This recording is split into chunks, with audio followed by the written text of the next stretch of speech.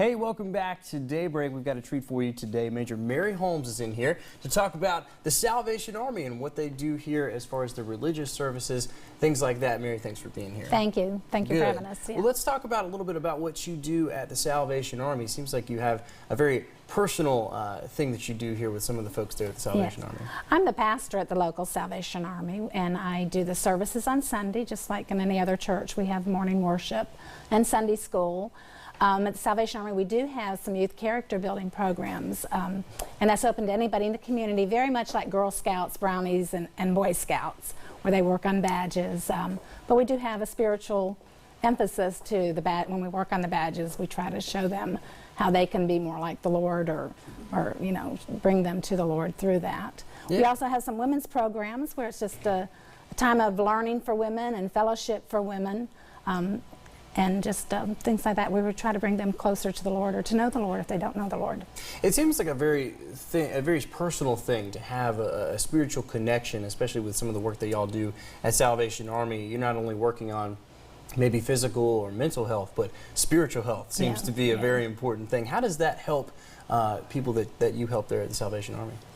Well, I think part of the problem today is that we do need to get some spiritual growth, where people know that there is a source of help through the Lord and strength through the Lord when we're going through hard times.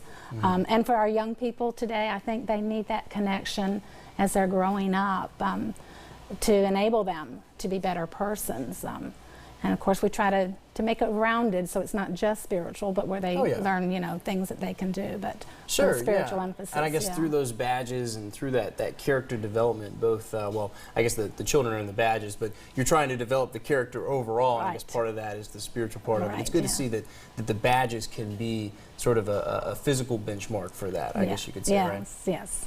So, and a lot of badges are skills, you know, that they can use later on in life too, especially when we're working with the older children. Gotcha. Yeah, I wasn't a Boy Scout or anything like that, but I can remember the different badges, and you know, you get to be an Eagle Scout, things like that, so I'm sure it's similar to that, right? Yes, they do have, we call ours, when they get a little bit higher, the general, or they work on the My Country badges, which the Boy Scouts have, so. I see. Yeah. I see. Good, and be able to take those skills. Well, Mary, certainly something to be interested in, continuing to move forward if you are interested in that. How can they get involved if they want to be a part of some of the development programs? Just give us a call at the Salvation Army, and we'll connect them. I'm usually over at the church, but if they'll call our main office, they can get the number, you know, and I can give them a call back. Cool. And let them know when our services are. Our youth meet Tuesday nights, 5:30 to about 6:30. Okay. And then our women's, we have a women's meeting where we do Bible study on Tuesdays at 12 o'clock. It's to bring your lunch, and I provide the drink and the dessert. And then after that, we have an hour Bible study, and then we have an hour of a fellowship, learning, crafts, you know, whatever the interest of the women are. Sounds like a lot of fun. Well, Mary, thanks so much for being here. If you want more information, check them out on Facebook, Salvation Army, Central Georgia. We'll be right back right after the break.